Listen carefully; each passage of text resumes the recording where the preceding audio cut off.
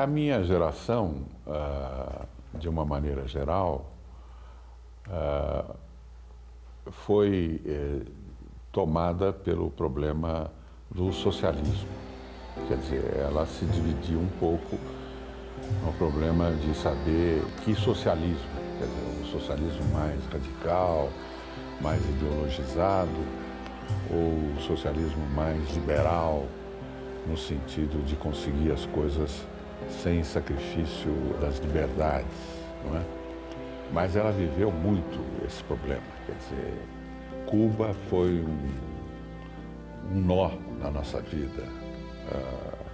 O problema que acontecia na Rússia, na China, depois as democracias que tentavam um caminho menos radical. Quer dizer, nós sempre tivemos esse problema de como você assegurar a liberdade de uma pessoa e, ao mesmo tempo, dar a ela os meios materiais para poder realizar o seu destino, não é?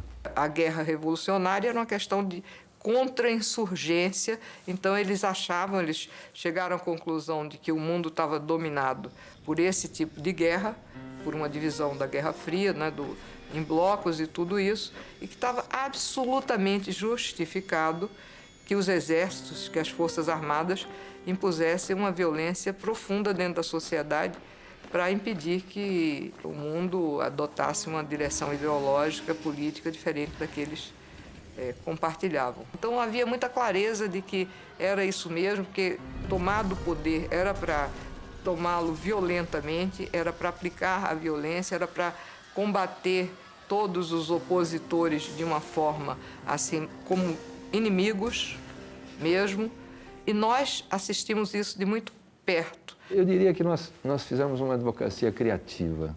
O mundo da segurança nacional estava claramente estruturado.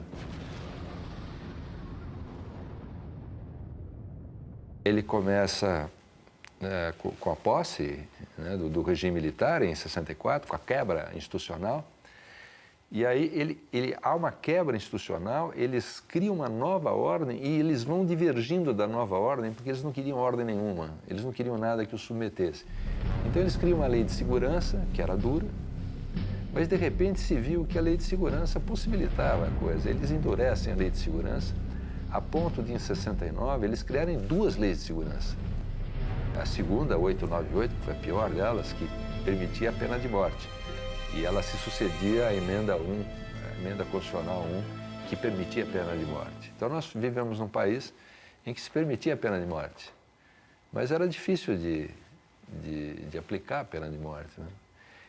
Mas, de qualquer forma, houve um crescendo institucional, né? Principalmente depois do sequestro do embaixador americano e ao mesmo tempo, concomitantemente, o impedimento do presidente constitucional também, entre aspas, mas a assunção da junta, o AI-5. No final de 68, havia aquele problema do Costa Silva e, de um lado, houve a radicalização da direita.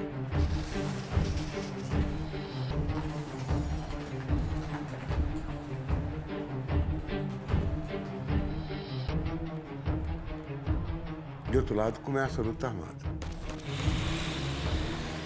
Eles foram para a luta armada porque a ditadura militar, ao romper os canais de comunicação normais da sociedade, ao derrubar o presidente da República, eleito, não só eleito, não, referendado, eleito e referendado por um plebiscito nacional, que era um grande patriota, João Goulart, né? Um homem preocupado com as questões sociais, preocupado com o nacionalismo, a defesa da pátria, da soberania. Ao fechar os canais de comunicação, os companheiros que foram para a luta armada, uma tática equivocada. Entretanto, a responsabilidade política e moral é da ditadura militar, não é deles, que se martirizaram numa luta onde o inimigo era mais forte. Eu me lembro de uma conversa com Marighella. Eu disse, mas vem cá, Marighella, você vai lutar onde o adversário não tem como. É onde o adversário é forte. E ele só é forte nas armas, porque na palavra não é, né? Na história não é, na tradição não é. Alguns podiam achar até que o uso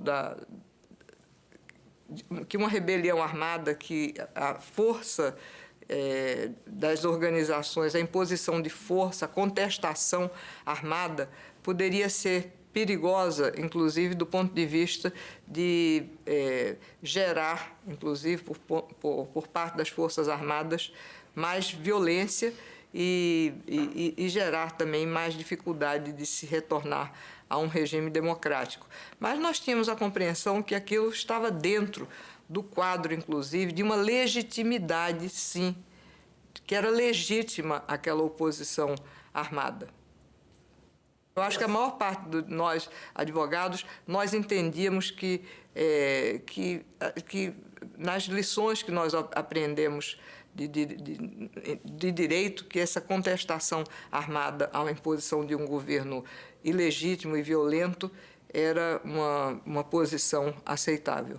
E a militância nessa auditoria militar se dava não só sob o aspecto do que podemos fazer em termos jurídicos para o preso político.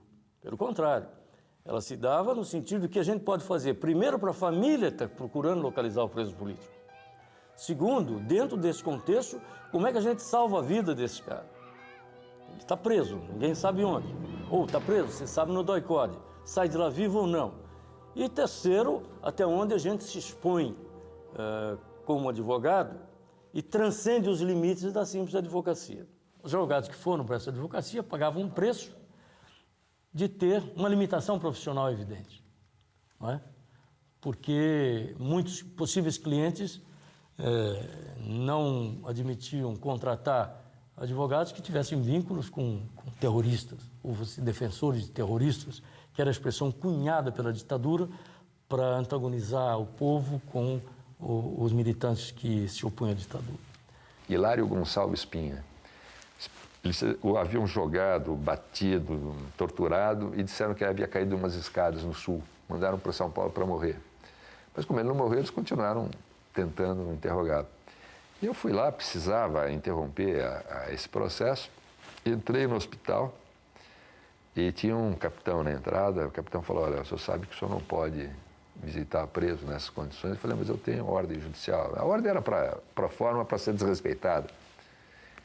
E eu falei uma coisa, não sei o que sensibilizou esse militar, porque eu falei, olha, eu faria isso pelo senhor, se o senhor estivesse preso nessas condições. E senhor, desculpe, eu vou ter que entrar, o senhor faça o que o senhor deve e eu vou fazer o que eu devo. E segui batendo boca com uma pessoa imaginária que estaria ao meu lado, não estava, né? Eu verifiquei que não estava e cheguei ao Hilário, né? O Hilário estava destroçado, coberto, enfim, completamente arrebentado, mas vivo, está vivo até hoje. E eu passei as informações, falei, olha, aqui aconteceu isso, aconteceu aquilo, enfim. O advogado era um pombo-correio, evitava a tortura, sustentava, fazia teatro. Então, o advogado era um artista na época. Eram defesas técnicas e políticas ao mesmo tempo que a gente vamos dizer assim, denunciava, né? Denunciava as torturas, né? Os advogados denunciavam, né? Houve uma época, eu até dizia que só existiam 2 lugares em que havia algo de liberdade no Brasil. Era na tribuna dos advogados e no Teatro Opinião. E com as 5 veio o fim do habeas corpus, né? E aí começou uma coisa muito curiosa. Na Conferência Nacional dos Advogados, passou uma história chamada de que os advogados deveriam usar o mandado de segurança. Quando não cabia o habeas corpus, a Constituição fala, o mandado de segurança sempre se aplica quando não cabe o habeas corpus, né? que era reservado para as questões da liberdade. Então começamos a entrar com o habeas corpus. E começamos a fazer uma coisa muito curiosa, nós começamos a informar as prisões, coisa que a polícia deveria fazer. Os advogados passaram a comunicar a prisão. Foi preso hoje o senhor Silvio Tendler, tal. está em tal lugar, foi visto por tal testemunha, essas comunicações salvavam vidas. E a imprensa só falava o que os advogados falavam. E às vezes a imprensa nos passava informações, a gente falava e eles podiam reproduzir. Então eu volto àquele ambiente teatral, né, da auditoria militar, ele servia para isso. Né? E às vezes acontecia uma absolvição, mas ele servia inclusive para a denúncia da tortura, para a resistência. Né? Eu brinco sempre que a gente de dia aplicava a lei de segurança, aplicava entre aspas, e à noite falava contra a lei de segurança.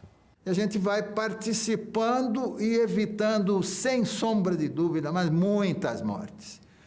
Não tinha computador, mas tinha um esquema de telefonemas que a gente se passava os telefones praticamente 2 ou 3 vezes, ou uma por dia, recebendo as informações. Então, recebendo a informação, Margarida de tal foi detida no tal, está sendo levada para o DOPS. Daí o que nós vamos fazendo? Eu andava com uma Lettera 22, uma maquininha de escrever que eu tenho até hoje, linda e tal, bonitinha. Eu andava com ela no porta-mala e papel timbrado no porta-mala. Quando você recebia essa comunicação, a gente encostava o carro, geralmente eu estava com o Paulo Gerabi, com o Belisário, qualquer um deles, né? E a gente fazia um comunicado ao DOI-CODE, uma coisa completamente... habeas corpus não existia. Então, nós informávamos o DOI-CODE, no DOI-CODE, na guarita, você chegava e batia na guarita, só ver, a guarita está aí até hoje, vocês podem ver aqui. Batia na guarita e falamos, queremos falar com o oficial de dia. O cara ficava meio assim, era uma praça, pois não. Daí vinha uma ordem, quem são vocês e o que vocês querem? Nós queremos informar o oficial de dia que tem uma moça que possivelmente está presa aí. Daí o cara subia correndo já para cima e voltava, não tem ninguém preso, ele não quer falar com vocês. Só que tinha seguido o aviso para a Anistia Internacional em Londres e nós estávamos comunicando para ele a prisão da moça. Quer dizer, isso, eles falam, pô, tem gente lá fora já sabendo. Então, tomavam mais cuidados em fazer uma tortura que não levasse à morte. Eu fui contratado uma vez para defender 32 suboficiais da aeronáutica. Essa história é engraçada. Mas quando eu fui na aeronáutica, aquela coisa que você não aprende na faculdade de Direito, falar com esses 32 suboficiais, praça, etc., cheguei 3 horas da tarde lá. Quando eu cheguei no Comar, que fica aqui perto do aeroporto, o oficial dia foi me levar para o comandante do Comar, centro, não sei o quê, da aeronáutica, companheiro. Aí me atendeu um coronel da aeronáutica. Me atendeu muito bem. Junto dele tinha um major Cunha. Aí eu disse, coronel, eu sou o doutor Boris Cidade, eu quero falar coisa. Ele disse, o senhor não vai falar... Eu estou usando o léxico de memória, né? Mais ou menos, o senhor não vai falar, porque aqui o expediente é até 3 horas, já são 3h30. Aí eu disse, mas, coronel, para o advogado, não há horário para eu falar. Eu posso falar a qualquer hora. Mas não vai falar não, porque o senhor não tem a prova que é advogado. Cadê a prova? Cadê a procuração? Aí eu disse, coronel, a procuração está no processo. A gente não anda com a procuração no bolso. A procuração fica no processo. Aí disse, mas o senhor não vai falar. O senhor é advogado, cadê sua carteira? Aí, vou buscar, estava no carro. Na entrada, fui lá, trouxe, ficou lá. Quando eu voltei, mas o senhor não vai falar porque só fala com ordem do auditor, que era João Melazedo, o nome do auditor, um cara muito bom. Estou terminando. Aí eu puxei da bolsa uma petição. Como eu sabia dessas coisas, eu tinha uma petição do doutor João, como requer. Doutor, vem, né, na qualidade do advogado fulano, provavelmente requerer a Vossa Excelência autorização para, já que está presa à disposição de Vossa Excelência, falar. Eu disse, olha aqui, aí eu puxei a bolsa, aí já começou a se arretar, sabe? Aí disse, mas o senhor não vai falar, doutor, porque esse documento não tem a firma reconhecida do auditor. Esse é o coronel. Aí o major começou a querer rir. Aí eu disse, Coronel, não se reconhece firma de petições na justiça. Mas essa petição pode ser falsa assinatura, mas acontece, coronel, que essa petição eu estou dirigindo ao senhor, o senhor vai ficar com ela. Se for falsa assinatura do auditor, o senhor me processa. Ele olhou e disse, olha, quer saber de uma coisa? O senhor não vai falar com ele porque eu não quero. Aí eu disse, bom, diante disso, senhor me desculpe, eu não tenho nenhum argumento. Até logo, passe bem. Quando eu estava no portão saindo, o senhor administrador do coronel mandou o senhor entrar para falar com as presas. Porque isso é um argumento imbatível, né? Não falei porque eu não quero. Eu digo, então, aí eu não posso fazer nada. Mas uma das coisas que molestava a gente era essa coisa de os obstáculos para falar com o cliente, que é a coisa mais sagrada numa democracia. A coisa mais séria é vocês, que não são advogados. A coisa mais importante para um preso político é falar com o seu advogado. É como o doente, rapaz, que está doente, com dor no rabo, todo canto, não sabe o que é. Quer ver o médico. Esse direito do cliente, do preso, falar com o seu advogado, era obstruído sistematicamente, sem motivo. Aí era uma advocacia intensa, né? Intensa, né? A gente saía de manhã de casa, ia para a auditoria da Marinha, ia depois lá para o STM, né? Que se fazia habeas corpus, né? Então, nós, advogados aqui do Rio, fazíamos o que hoje se chama de praticar o direito alternativo. Era proibido habeas corpus para crimes contra a segurança nacional. Então a gente sabia que a pessoa estava presa, a gente entrava com habeas corpus e alegava, se porventura a prisão foi razão de crime, acusação de crime contra a segurança nacional, nesse caso seja a petição aceita como representação para quebrar a incomunicabilidade. Quebrada a incomunicabilidade, lógico que parava a tortura, né? Eu fiz um habeas corpus ao Tribunal Militar, que era no Rio, comunicando um habeas corpus sem chamar de habeas corpus. Senhor presidente, ontem, às tantas horas, assim, uma pessoa foi presa, descrevendo a violência, isso trata-se de um abuso de autoridade, uma prisão ilegal, sem ordem, etc., e apontava como autoridade coatora, por exemplo, o Primeiro Exército. E eu fui dar entrada à funcionária do protocolo, a dona Eunice, era uma senhora que gostava muito, que ia muito ali e tal. E ela olhou-se, o que é isso? Esse é um habeas corpus. Eu falei, não, é um habeas corpus aqui, habeas corpus, não tem mais habeas corpus. Eu falei, mas está escrito habeas corpus? Não está escrito que é habeas corpus. Então não é habeas corpus, não está escrito, não é habeas corpus. Mas como é que eu vou dar entrada nisso? Eu tenho que... Aqui tem uma regra, né? Para um burocrata, aqui eu tenho que dar um número. E o número é correspondente ao que for, que é essa peça. Eu falei, bom, mas é uma petição. A petição é uma petição. A senhora coloca petição. Ah, é? Ela é petição 01 de 68, 69, enfim. E o negócio entrou como petição, né? É um habeas corpus, mas não está escrito. Aí, vai para o presidente do tribunal... O presidente recebe, não é? Um general, na época, não lembro quem era, mas um general de exército, ou um almirante de esquadra, ou um tenente brigadeiro, porque eram as 3 patentes que presidiam o tribunal, recebe aquele negócio. Vai fazer o quê? Não está escrito que é habeas corpus. Pede informações. Então, oficia o primeiro exército indagando sobre esse fato que está relatado pelo advogado. Aí o primeiro exército respondia, dizendo, está preso aqui sim, é um perigoso subversivo, é um comunista descarado e tal, que praticou crimes contra a segurança nacional e não cabe habeas corpus, porque o habeas corpus está suspenso na forma da senhora. Pronto, acabou. Está salva a vida do preso. Eram 3 garotas, todas muito lindas, muito charmosas, e atuavam na luta humanista de esquerda, né? E por isso elas também, com centenas ou milhares de outros jovens, foram também sequestradas, torturadas. Só para resumir a tortura. Uma delas me contou que uma das moças torturadas, eles ameaçaram, pegaram um biquinho do seio com uma tesoura e ia cortar. Acho que foi a Marta que me contou isso. Só para comer. Isso era o mínimo para eles. Elas eram acusadas de militantes de esquerda, tentando ajudar a restabelecer a democracia no Brasil. Eu era da AP, né? Eu era simpatizante, eu não era nem militante, mas fazia aquelas coisas que todo mundo fazia, panfletagem em porta de fábrica, aquelas... Por enquanto era só isso, e fazia parte do que a gente chamava de movimento da classe teatral. E fomos levados primeiro ali para o porto, o negócio da Marinha ali no porto, onde passamos muitas horas, e depois dentro de uma dessas embarcações que abre assim na frente, fomos levados para a Ilha das Flores.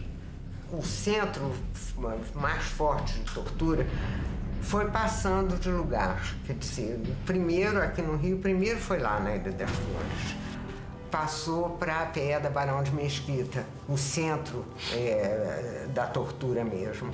Mas na época, quando eu fui presa em setembro, e nós dizemos, quer dizer, que se a gente tivesse sido preso em novembro, depois do assassinato da Marighella, muitos de nós que fomos presos em setembro não estaríamos aqui, né? Porque depois do assassinato da Marighella, aí a tortura ainda virou uma coisa muito pior. Elas estavam presas em Bangu. Elas estavam em Bangu, no setor feminino de Bangu. E eu consegui o habeas corpus, fiquei lá de tarde até mais ou menos meia-noite com o alvará na mão, com o alvará de soltura. A mãe dela, 2 das 3 mães foram lá, uma não pôde. A sua mãe e a Marijane.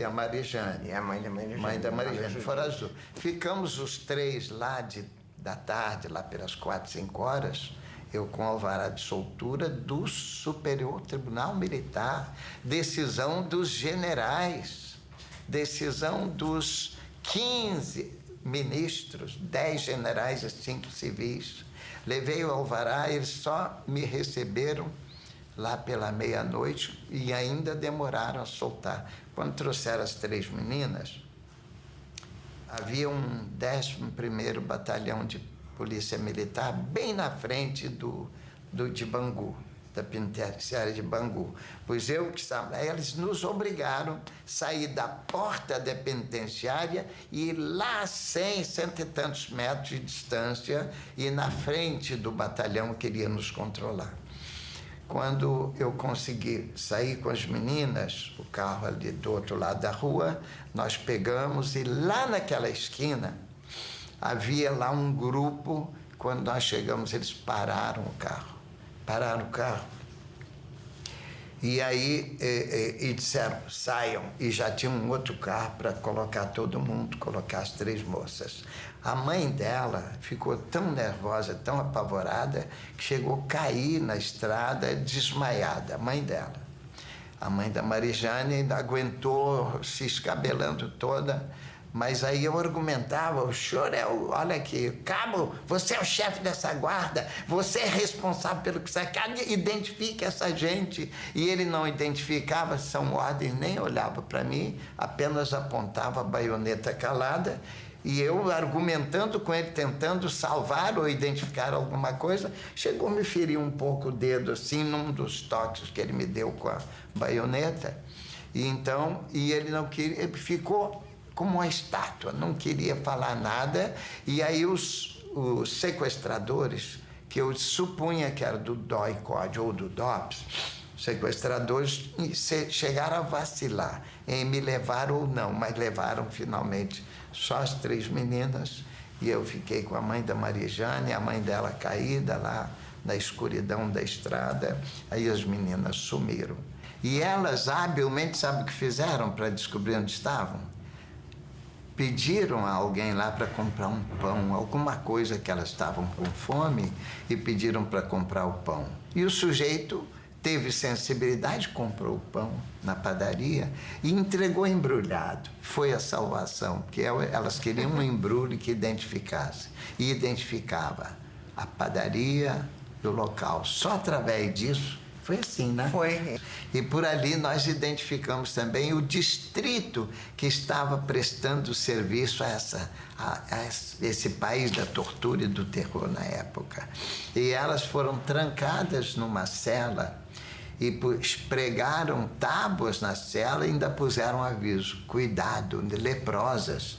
Vocês me contaram isso, não era? Cuidado, leprosas, para nenhum policial chegar nem perto. Ninguém né? nos viu. Né? Ninguém nos viu. Essa história me levou à conclusão de que elas talvez estivessem marcadas para morrer e desaparecer.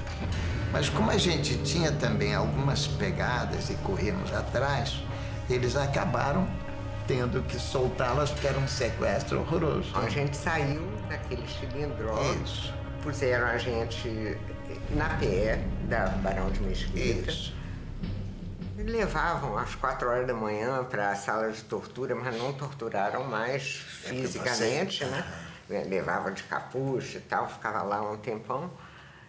E acabaram soltando. 5 dias depois prenderam a gente de novo. Na porta de casa, levaram para o DOPS.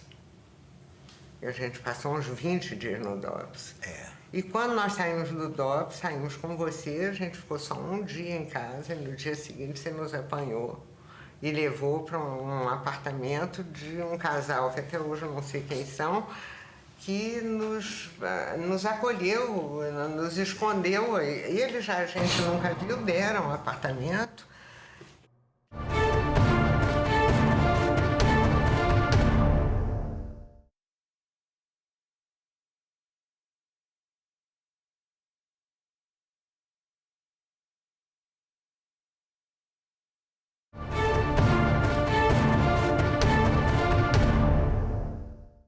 Que eu me lembro agora, que você chora e ri ao mesmo tempo. Eu falava agora há pouco, antes desse depoimento, de uma figura extraordinária que era o Ivo Carneiro Valença, do Partidão. E junto com o Ivo foi preso um outro do Partidão, cujo nome agora me escapa, era o baixinho, pernambucano também, que na hora que entrou no doicode, levou um violento tapa no ouvido e caiu no chão. Aí ele, lá do chão, olha para cima e fala assim: ó, moço, não faz isso não, isso depõe contra a repartição. Na auditoria militar, havia um juiz civil, togado, né, que era o juiz auditor, e 4 juízes militares. E para a posse desses juízes militares, então, eles queriam que nós ficássemos de pé para, né, que eles prestassem o compromisso. E também aquele negócio, nessa altura, você já estava meio de saco cheio para ficar prestando homenagens aos militares que iam tomar posse num conselho já determinados, né, a condenar, mas não vou ficar de pé. E aí disseram que... Aí o Rômulo também, né, se somou ao gesto. E aí disseram: não, mas se vocês não ficarem de pé, vocês podem ser presos, tal, por desacato. Aí nós caímos na gargalhada, né, porque nós estávamos presos, os dois tínhamos vindo da Ilha Grande para lá, tal, para isso daí. Aí nós falamos: pode ser preso por desacato. A gente cai na gargalhada, tal, não sei das quantas. Aí na hora, vocês estão presos, tal, por desacato. Só para ter uma ideia, a minha pena depois... somada, né? Somente somada, acho que ficou em 81, 82 anos e 6 meses.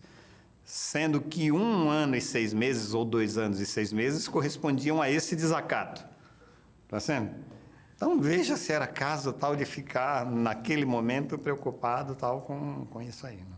Eu tive um caso dos estudantes que foram presos pelo DOPS, porque picharam abaixo a ditadura. Quando acabaram de pichar a ditadura, foram presos. Aí o promotor acha ditadura contra o governo, essa coisa. E foi justamente numa época, Castelo Branco teve uma época que deu uma aberturazinha, então voltou a habeas corpus, essa coisa toda. Aí eu fui fazer a defesa e disse assim, que eu me admirava muito que o Ministério Público, um promotor, usasse a tribuna de acusação para não acusar a réu, não, acusar o governo, porra. Porque não acabou de escrever a frase? Abaixo a ditadura, que ditadura? Tem tanto ditador aí. Aí comecei a citar, pá, ditadura tal, ditadura tal. Agora, aqui nós não temos ditadura. Aqui nós temos eleição indireta, como nos Estados Unidos. Tem habeas corpus, tem isso, tem aquilo. A imprensa está livre. Teve um períodozinho que parou a censura no tempo do Castelo Branco. Agora, o julgamento, para mim, é muito fácil. Se os senhores acham que nós estamos sob uma ditadura, os senhores votem com o promotor. Condene todo mundo. Agora, se o senhor acha que nós não estamos numa ditadura, estamos no governo legal, como eu penso, o caminho é só absolver. E aquilo criou um impasse para eles, já absolveram. Naquele momento, então, você tem um promotor dizendo que abaixo a ditadura só pode ser a ditadura do Castelo Branco, pô. Não tem nome nenhum, não deixaram de acabar a frase. Eu fui depor, nós éramos vários a depor, e eu tinha combinado com a minha família dela convidar o representante, o cônsul da Suíça no Rio de Janeiro, né, para assistir ao meu depoimento. E a ideia, o que era? Eu sabia que a pressão era muito forte, para você não permitir que você falasse, os juízes interrompiam, caçavam a sua palavra, enfim, tiravam da sala, enfim, todo tipo de coisa. Eu queria um constrangimento para eles. Aí eu sou filho de suíço, né? Meu pai era suíço, aí meus pais chamaram, convidaram, o cônsul foi. E aí ele me encontrou lá, ele veio falar comigo, disse assim, bom, mas você acha que eu devo me apresentar ao juiz? Eu digo, claro, vai lá e se apresente ao juiz.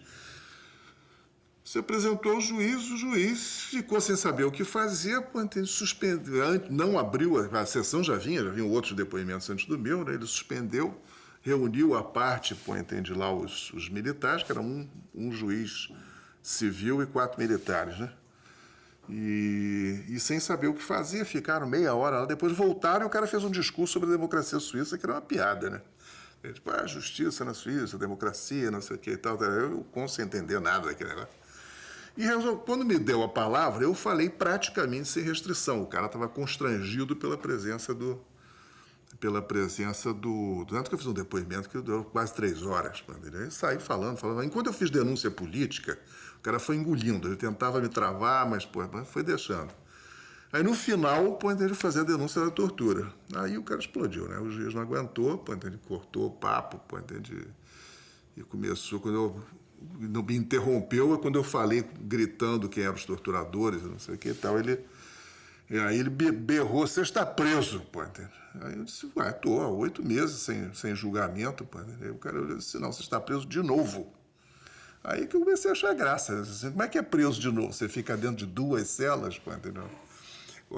Que processo é esse? Você tira esse cara daqui, Aí vieram os soldadinhos, isso era da auditoria da aeronáutica. Levaram para uma sala ao lado. E acabou sendo uma coisa positiva esse jogo, porque os caras foram me interrogar na hora mesmo para abrir o novo processo. Aí o cara perguntou se você quer colocar alguma testemunha. Eu digo, quero, o cônsul da Suíça e o representante da UPI, United Press International, que estava lá também. Esses não são minhas testemunhas. O juiz não podia fazer o interrogatório, então quem fazia o interrogatório era o coronel lá da aeronáutica, que ele entrava e saía da sala para perguntar para o juiz o que ele fazia. Aí ele veio me perguntar e chegou assim, mas, cara, você desacatou o juiz, né? Eu cheguei assim, não, coronel, eu não desacatei nada, eu estava dizendo que eu estou no meu direito. Ele fez uma pergunta, tem mais alguma coisa a declarar? Tenho. Eu estava declarando e ele me pediu de falar. E o coronel estava perdido, ele não sabia o que fazer naquela história.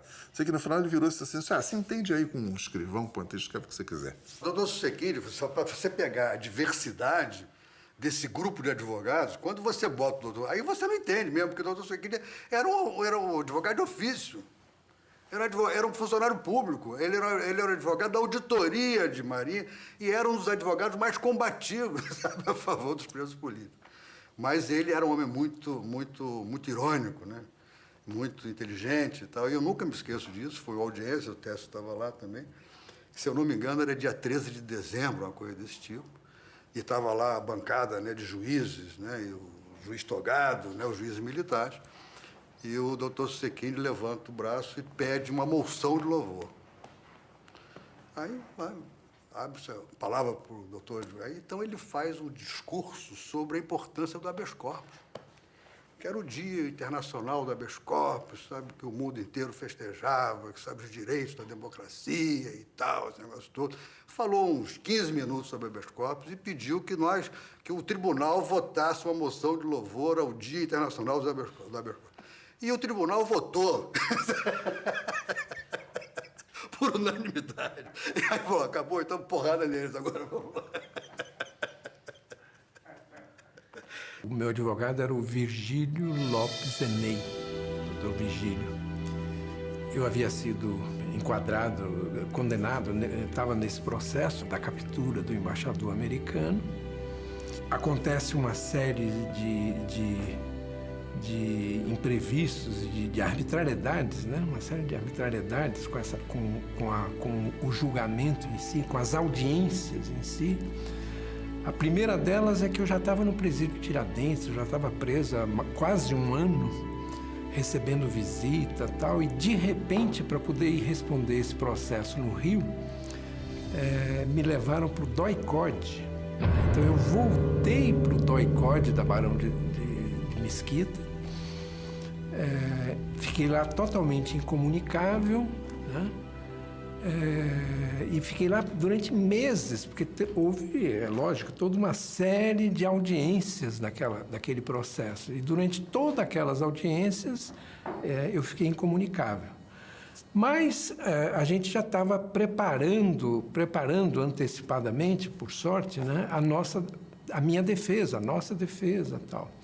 E eu tinha redigido uma carta, uma defesa política e tal, já tinha passado para o Virgílio e na audiência específica, né, na audiência onde ele faria a minha defesa, ele tentou ler essa carta.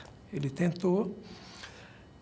Era uma audiência assim, quase que festiva da ditadura, né?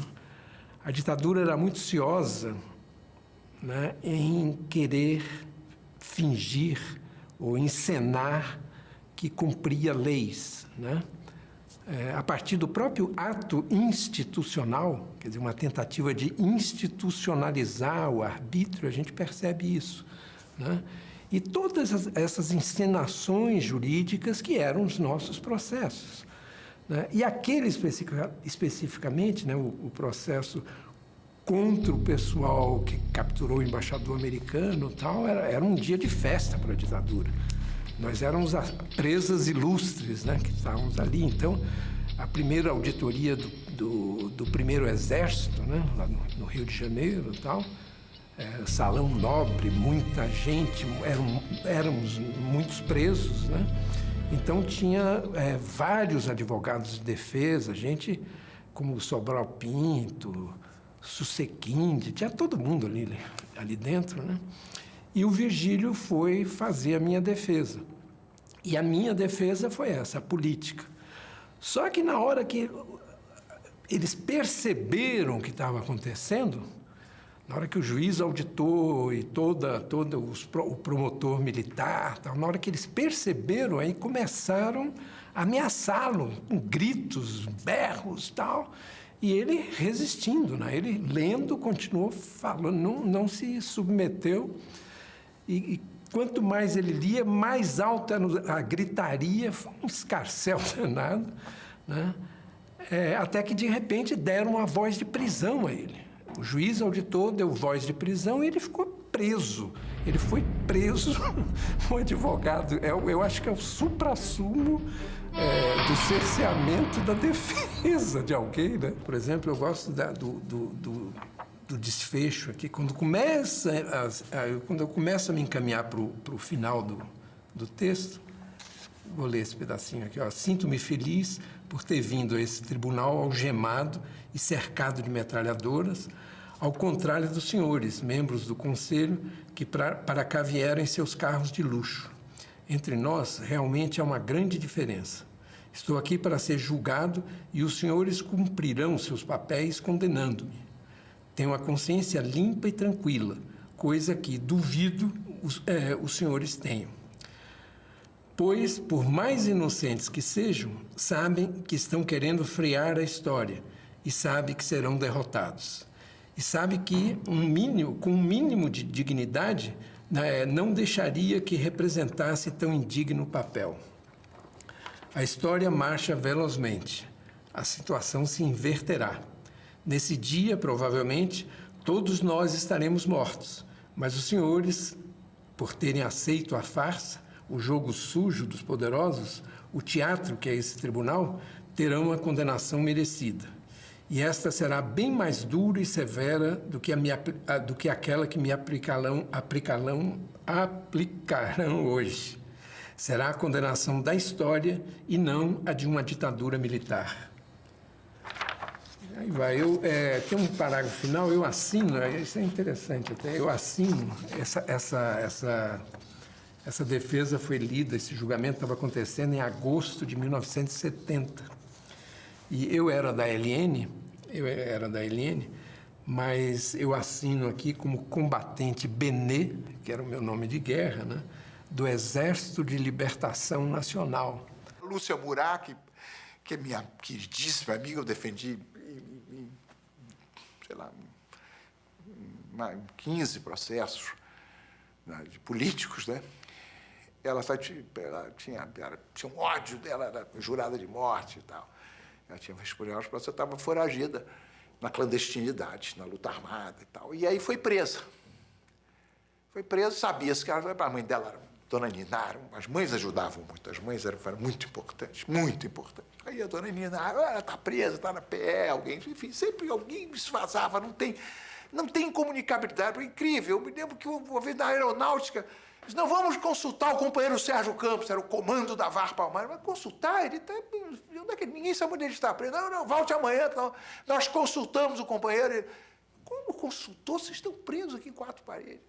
A comunicação é pelo ralo do banheiro, porque ele estava num quarto lá adiante, então, pelo ralo do banheiro, eles conversavam. Pô, é um fenômeno, né, essa coisa. Então, alguém... Ela estava para a Polícia do Exército. Eu fui o auditor, era auditor militar, fui lá, requeri, olha, tinha um interrogatório, tinha uma audiência dela no processo da Marinha. Eu falei, olha, ela está presa na Polícia do Exército, eu solicito que ela seja requisitada porque ela tem que estar presente. Estava presa clandestinamente. Eu atribuo ao fato de que o ofício da Marinha para comparecer no arsenal de Marinha, no Ministério da Marinha, tenha sido interpretado como sendo um negócio do CNMA, uma coisa não de justiça. E mandaram a Lúcia, que saiu do pau de arara, tiraram do pau de arara, com a roupa assim de presa e tal, aí lá, e entrou a escolta com o nome que é impresso no uniforme, com o esparadrapo, cobrindo o nome, para ninguém ver o nome do soldado, do militar, né? E ela entrou na auditoria. Entrou, surpreendentemente, por engano, evidente. E foi uma estratégia que eu comuniquei a prisão. Ela está lá, o juiz oficiou, chegou o ofício que ela estava lá, e mandaram, né? Então, ela saiu do pau de arara, estava nervosíssima, ela ficou tantas horas para lá que ficou com uma lesão no ciático. O pé caía, tinha que usar a bota ortopédica, e ela chegou nervosíssima. E aí eu denunciei, torturado, enfim. Na verdade, o Técio, ele foi meu advogado desde 68, né? Porque eu fui presa em Ibiúna, né? E o Técio era muito jovem na época, ele era amigo nosso, ele era praticamente da mesma turma, um pouco mais velho que eu, mas era assim, praticamente da mesma turma, da mesma, assim, ligado inclusive à mesma organização, quer dizer, com amigos da mesma organização e tal. Então, quando aconteceu em Ibiúna, e o pai dele morreu em 68, então ele assumiu o escritório muito jovem, né? Então, quando aconteceu em Ibiúna, eu não me lembro como, quer dizer, minha família se contatou, ou ele contatou, ou se conheciam, não sei exatamente o que foi. Então, desde Ibiúna, ele foi meu advogado, entendeu? E, quer dizer, quando depois eu entrei na clandestinidade, e a primeira vez que eu fui presa, depois, né, já na tortura, ele foi fundamental, quer dizer, ele foi fundamental por tudo. Primeiro porque eu fui uma das poucas pessoas que tem provas de que eu fui torturada, né? E muito por uma articulação dele, obviamente dele com minha família e tal. Porque eu fui presa e fui levada para o DOI-CODE, fui muito torturada e tal, não sei o quê, quase perdi a perna por causa do pau de arara e tal, não sei o quê. Perdi a musculatura toda e tal. E aí fui levada para a Bahia. E na volta, voltei a ser torturada e tal. E aí o teste conseguiu, quer dizer, isso é que foi muito raro, que eu fosse levada à auditoria, porque eu já respondia processo. E foi uma confusão que eles conseguiram fazer.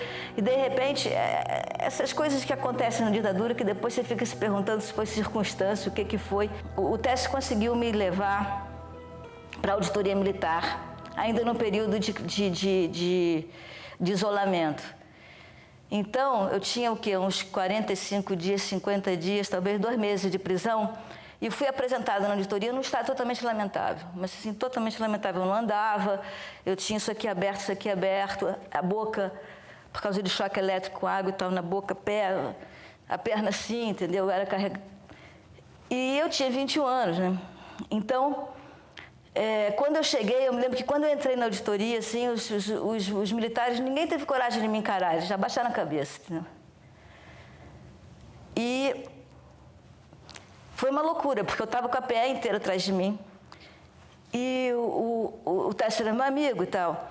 E eu vi o Técio, meu pai e minha mãe. Foi a primeira vez, né, que eu vi alguém no meio daquele horror. E o Técio foi muito corajoso nesse momento, entendeu? Eu acho assim, hoje em dia as pessoas não percebem. Desculpa.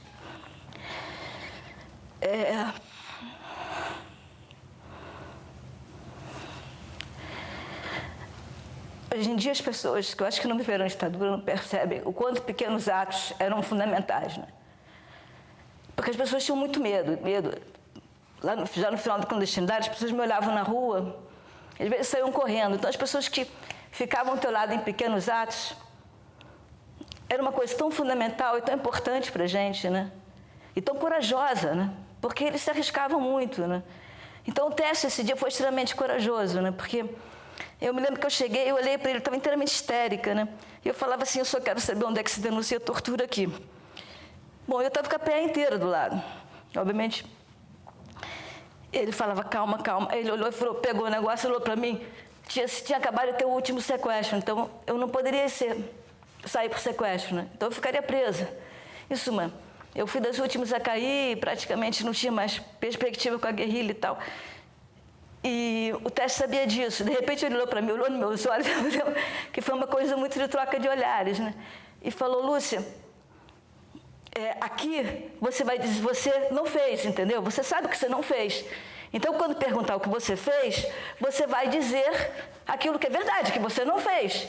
Eu olhei para ele, ele olhou para mim, e foi aquela troca de olhares, e de repente eu mudei, porque até aquele momento a gente chegava nas auditorias e fazia discurso político. Eu assaltei, eu sequestrei, eu fiz Viva a Revolução. E de repente caiu a ficha, sabe? Que aquele troca de olhares caiu a ficha. E o Técio me pegou e falou assim, eu vou te levar para o HCE, você vai para o HCE, você vai para o HCE. E eu me lembro que até o final da audiência, quando eu denunciei tortura nesse dia, né? Tá colocado o meu depoimento. Óbvio que eu estava morrendo de medo, entendeu? Mas a gente lida muito com medo de uma maneira muito doida nesses momentos, né? Então, eu estava morrendo de medo, mas eu acreditei que eu ia para a HCE, que eu acreditei que eu não ia voltar para o DOI-CODE. E falei, né? Bom, no final, o Técio chorava, né? Porque ele não conseguiu que eu fosse para a HCE e eu voltei para o DOI-CODE, né? Mas, de qualquer maneira, quer dizer, o fato de eu ter sido apresentada também era uma garantia para a minha vida. Eu vou ter sido torturada e tal. Eles me sacanearam muito por causa disso. Me fizeram fazer coisas muito lamentáveis do ponto de vista de dignidade humana e tal. Mas aquilo também foi uma maneira de preservar a minha vida, né? Porque a partir do momento que eu tinha sido apresentada, era muito difícil me matarem, né? Então... Não hei de pedir pedindo, senão protestando e argumentando, pois esta é a licença e liberdade que tem quem não pede favor, senão justiça. Padre Antônio Vieira.